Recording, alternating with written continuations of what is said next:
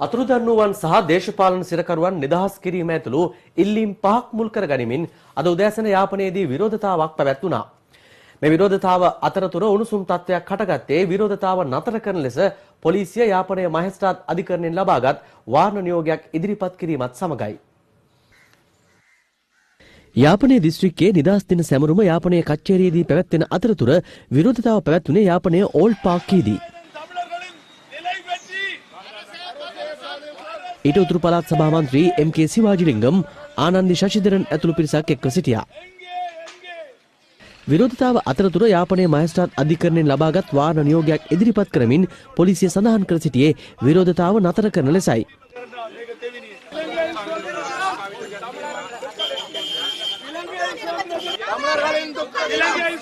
එහිදී පොලිසිය සහ විරෝධතාකරුවන් අතර උණුසුම් තත්ත්වයක් හටගත්තා.